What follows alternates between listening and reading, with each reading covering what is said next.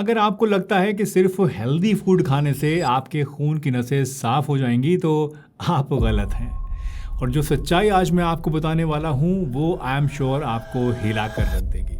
जी हाँ, नसों को प्रोटेक्ट करने का नंबर 1 मील एक ऐसी चीज़ है जो कि आपने कभी खाई ही नहीं है। और ये एक ऐसा सीक्रेट है जो कि आपने कभी पहले सोचा भी नहीं होगा। आज की इस वीडियो में मैं आपको हार्ट ब्लॉकेज के कुछ ऐसे चौंकाने वाले सच बताने वाला हूं जो कि आपने इससे पहले आई एम श्योर नहीं सुने होंगे। और साथ ही वीडियो के एंड में मैं आपको वो मील भी रिवील करूंगा जिसे सुनकर मेरी गारंटी है कि आप हैरान रह जाएंगे। हाय एवरीवन, मैं हूं डॉक्टर सलीम, एक होलिस्टिक हेल्थ स्पेशलिस्ट, और पिछले 20 सालों से मैंने तरह तरह के हार्ट पेशेंट्स देख रखे हैं। अक्सर डॉक्टर्स अपने पेशेंट्स को कहते हैं कि कोलेस्ट्रॉल को कम कर दो, तेल घी खाना बिल्कुल छोड़ दो और बस सब कुछ ठीक हो जाएगा, चंगा सी हो जाएगा। लेकिन अगर ऐसा होता तो फिर एक बात मुझे बताइए कि आजकल यंग, फिट, जिम जाने वाले जो लोग हैं वो भी अचानक हार्ट अटैक के शिकार आखिर क्यों हो रहे हैं? शायद आप भी सोचते होंगे कि मेरा बीपी तो एकदम कंट्रोल में रहता है, बढ़िया रहता है, कोलेस्ट्रॉल टेस्ट कराया है वो भी नॉर्मल है, मैं यंग भी हूँ तो मुझे तो कोई रिस्क नहीं हो सकता है। लेकिन हर साल लाखों लोग 30-40 साल की उम्र में भी हार्ट अटैक से मर जाते हैं बिना किसी वार्निंग के। क्या आपको पता है क्यों? क्योंकि आर्टरीज के अंदर एक सीक्रेट गेम चल रहा होता है और वही ये डिसाइड करता है कि आप सेफ हैं या फिर किसी रिस्क में हैं। आगे मैं आपको 2 ऐसे बड़े मिथ्स बताऊंगा जो कि 90% डॉक्टर्स भी गलत समझते हैं, और फिर बताऊंगा वो नंबर 1 मील जो कि आपकी आर्टरीज को एक्चुअल में सेव कर सकता है। तो stay tune till the end. और हाँ, वीडियो को ध्यान से देखिएगा। टॉपिक थोड़ा सा कॉम्प्लिकेटेड है लेकिन मैंने इसे आसान भाषा में बहुत ही डिटेल से बनाने की कोशिश की है ताकि आपको पूरी की पूरी जानकारी अच्छे से मिल जाए और समझ में भी आ जाए। दोस्तों, जब भी हम हार्ट अटैक या ब्लॉकेज के बारे में बात करते हैं तो हमेशा हम बस कोलेस्ट्रॉल के बारे में ही बात करते हैं, ट्राइग्लिसराइड्स के ही बारे में बात करते हैं या फिर फैट्स के बारे में बात करते हैं। लेकिन एक चीज़ इससे चक्कर में हम बिल्कुल मिस कर जाते हैं और ये मोस्ट इम्पॉर्टेंट चीज़ है, इंसुलिन रेजिस्टेंस। अब आप सोच रहे होंगे कि डॉक्टर साहब, प्लैक तो ठीक है, कोलेस्ट्रॉल वगैरह से बनता है, फिर आखिर ये इंसुलिन यहाँ पर कहाँ से घुस गया? जी हाँ, ये आपकी बात बिल्कुल सच है, सोच भी ठीक है, लोगों को अक्सर ऐसा लगता ही है, लेकिन ये एक बहुत बड़ी गलतफहमी है। देखिए, कोलेस्ट्रॉल तो सिर्फ रॉ मटेरियल होता है, पर ये रॉ मटेरियल कब चिपक कर प्लैक बनाएगा और कब ये शांत रहेगा, इसका फैसला करता है आपका मेटाबॉलिज्म। अगर आपकी बॉडी कार्बोहाइड्रेट्स को सही तरीके से जला नहीं पा रही है, यूटिलाइज नहीं कर पा रही है, आप ज़्यादा इनको लेते हैं, तो जाहिर सी बात है शुगर बॉडी में आपके देर तक रहती है और उस शुगर को कंट्रोल करने के लिए आपकी बॉडी ज़्यादा इंसुलिन को बनाती है। प्रॉब्लम तब शुरू होती है जब रोज़ रोज़ इंसुलिन बढ़ती रहती है, ये साइकिल चलती रहती है और सेल्स उसकी बात सुनना बंद कर देती है। यहीं से शुरू होता है असली चेन रिएक्शन, जिसे मैं कहता हूँ इंसुलिन स्पाइरल ऑफ डेथ। अक्सर लोग सोचते हैं कि इंसुलिन स्पाइक्स से बचने के लिए सिर्फ चीनी छोड़ना आपके लिए काफ़ी होता है, लेकिन सच यह है कि सिर्फ चीनी छोड़ना ही काफ़ी नहीं है। ब्रेड, पास्ता, मैदे से बनी हुई चीज़ें और इवन फ्रूट जूसेस भी आपकी शुगर को बहुत तेज़ी से बढ़ा सकते हैं और इससे भी आपकी बॉडी में इंसुलिन बढ़ सकती है। और जब ब्लड शुगर बढ़ेगा तो जाहिर सी बात है इंसुलिन भी बढ़ेगी और फिर स्पाइरल शुरू होता है, एक ऐसा चक्र शुरू होता है जो कि रुकने का नाम नहीं लेता है। और इसके नतीजे में बॉडी फैट को बर्न करना बंद कर देती है, बॉडी में फैट बढ़ने लगता है, भूख आपकी और ज़्यादा बढ़ जाती है, वज़न बढ़ने लगता है, पेट की चर्बी बढ़ती है, ज़्यादा हार्मोन्स बनाती है बॉडी और आपकी बॉडी में अल्टीमेटली इन्फ्लेमेशन बढ़ने लगता है। और इसी चेन को कहते हैं इंसुलिन स्पाइरल ऑफ डेथ, और ये आपके हार्ट अटैक का असली ट्रिगर है। दोस्तों, हार्ट अटैक, प्लैक और कोलेस्ट्रॉल को लेकर कई सारे कॉमन मिथ्स हैं जो कि आमतौर पर लोगों के मन में बसे हुए हैं और इसीलिए इन्हें क्लियर करना बहुत ज़रूरी है। चलिए मैं आपको 4 कॉमन मिथ्स के बारे में बताता हूं जो कि बहुत ही कॉमनली देखे जाते हैं और इनकी असलियत सुनकर आई एम श्योर कि आप में से बहुत सारे लोग ऐसे हैं जो कि हैरान रह जाएंगे।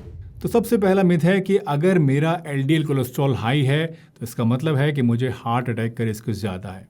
जी हाँ, ये सबसे कॉमन मिथ है जो कि पार्शली ठीक भी है, सच भी है, लेकिन बात सिर्फ एलडीएल की नहीं होती है। एलडीएल ज़रूर एक रिस्क फैक्टर है लेकिन हार्ट अटैक के लिए अकेला कल्प्रिट ये नहीं है। आप एलडीएल कोलेस्ट्रॉल को एक मालगाड़ी की तरह समझिए और आर्टरीज को ट्रेन की पटरी की तरह समझिए। अब एज सच अगर देखें तो मालगाड़ी चलती रहेगी, कोई प्रॉब्लम नहीं आएगी। प्रॉब्लम तब आएगी जबकि रेल की पटरी यानी जो आपकी आर्टरी की वॉल है वो कमज़ोर हो जाए, और जब पटरी कमज़ोर हो जाएगी तो उसमें क्रैक आ सकता है और ट्रेन पटरी से उतर कर एक्सीडेंट कर सकती है। और ये पटरी वीक क्यों होती है? ये वीक होती है रोज़ रोज़ इंसुलिन के हाई होने की वजह से। इससे आर्टरी की दीवार पर छोटे छोटे क्रैक्स आ जाते हैं। एलडीएल की गाड़ी उस क्रैक में अटक जाती है और वहीं से प्लैक बिल्डअप शुरू होता है। मतलब कोलेस्ट्रॉल तभी प्रॉब्लम बनेगा आपकी बॉडी में जब इन्फ्लेमेशन हाई होगा, और अगर ये स्टेबल है तो एलडीएल उतना ज़्यादा खतरनाक आपके लिए नहीं रहेगा। तो सबसे मेन चीज़ है इन्फ्लेमेशन। एलडीएल भी रिस्की है, लेकिन इन्फ्लेमेशन के बिना एलडीएल उतना ज़्यादा रिस्की आपके लिए नहीं है। दूसरा मिथ है कि यंग लोगों को हार्ट अटैक का रिस्क नहीं होता है, और ये सबसे ज़्यादा डेंजरस सोच है।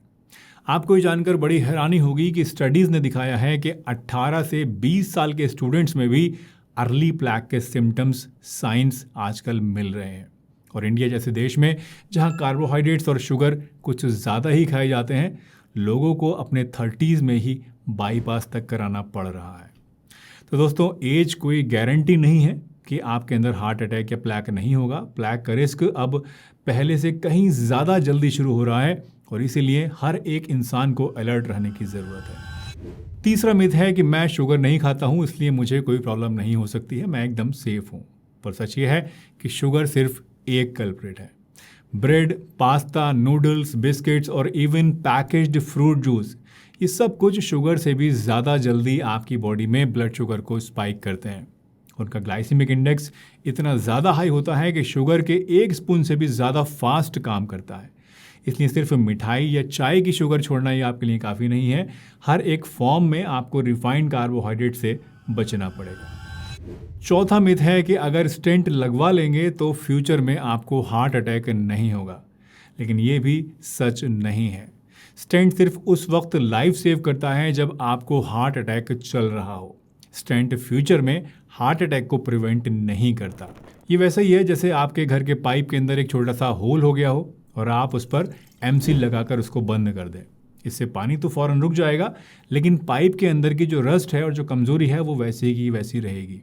कल को पाइप कहीं और से भी फट सकता है और कहीं और से भी ये लीकेज हो सकती है। मतलब जो स्टेंट है वो एक इमरजेंसी पैच तो है, लेकिन परमानेंट प्रिवेंशन नहीं है। प्रिवेंशन सिर्फ आपको लाइफस्टाइल और मेटाबॉलिज्म को इम्प्रूव करके ही मिल सकती है, और ये बहुत ही इंपॉर्टेंट पॉइंट है। चलिए फाइनली मेन मुद्दे पर आते हैं कि आर्टरीज को प्रोटेक्ट करने के लिए नंबर 1 मील कौन सा है। तो इसका जवाब है कोई मील नहीं, मतलब फास्टिंग। जी हाँ दोस्तों, the best thing you can do to protect your arteries is fasting. Fasting एक ऐसी नेचुरल थेरेपी है जो कि आपकी बॉडी के अंदर नेचुरल क्लीनिंग शुरू कर देती है। सोचिए, फास्टिंग ऐसा है जैसे घर की सफाई करना हो।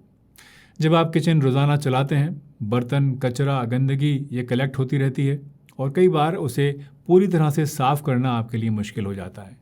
लेकिन अगर आप किचन को एक दिन बंद कर दें, उसमें कुछ खाना वगैरह ना बनाएं और सिर्फ आप सफाई ही करें, तो जाहिर सी बात है सफाई करना आपके लिए आसान हो जाएगा और आप ज़्यादा अच्छे से कर भी पाएंगे। बिल्कुल वैसे ही फास्टिंग आपकी बॉडी के किचन को बंद करने की तरह होती है। आपकी बॉडी को एक ब्रेक मिल जाता है। सेल्स अपने पुराने डैमेज्ड पार्ट्स को रिसाइकिल करने लगते हैं और इस प्रोसेस को कहते हैं ऑटोफेजी। और ये है आपकी आर्टरीज की असली सफाई अभियान। इससे बॉडी में इन्फ्लेमेशन कम होता है, जिससे कि सॉफ्ट प्लैक रप्चर होने का रिस्क कम हो जाता है।